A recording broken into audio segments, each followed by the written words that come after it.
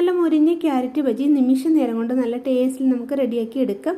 1/4 kilo carrot ഒരേ അളവിൽ ഞാൻ കട്ട് ചെയ്തെടുത്ത ശേഷം അല്പം ഉപ്പൊന്ന് പുരട്ടി കൊടുത്തിട്ടുണ്ട് കേട്ടോ. ഇനി നമുക്കിതൊന്ന് ഫ്രൈ ചെയ്തെടുക്കണം. അതിന് വേണ്ടിയിട്ട് ഞാനൊരു പാനിൽ ഓയിൽ ഒഴിച്ചു കൊടുത്തിട്ടുണ്ട്. ഓയിലൊന്ന് ചൂടായി വന്ന സമയം നമ്മൾ റെഡിയാക്കി വെച്ചിട്ടുള്ള ക്യാരറ്റെല്ലാം അതിലേക്ക് വെച്ച് കൊടുത്തിട്ടുണ്ട് കേട്ടോ. തിരിച്ച് മറിച്ച് നമ്മൾ നന്നായി ഫ്രൈ ചെയ്തെടുത്തിട്ടുണ്ട്.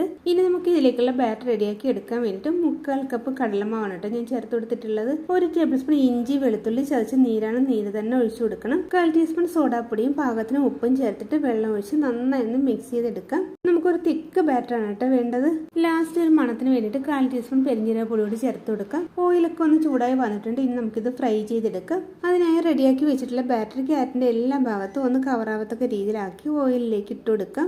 അങ്ങനെ നല്ല ടേസ്റ്റിയും ക്രിസ്പിയുമായ ക്യാരറ്റ് ബജി റെഡി ആയിട്ടുണ്ട്. എല്ലാവരും ഇതുപോലെ ഒന്ന് ട്രൈ ചെയ്ത് നോക്കുക. അടുത്ത വീഡിയോയുമായി വരുന്നവരെല്ലാവർക്കും ബൈ.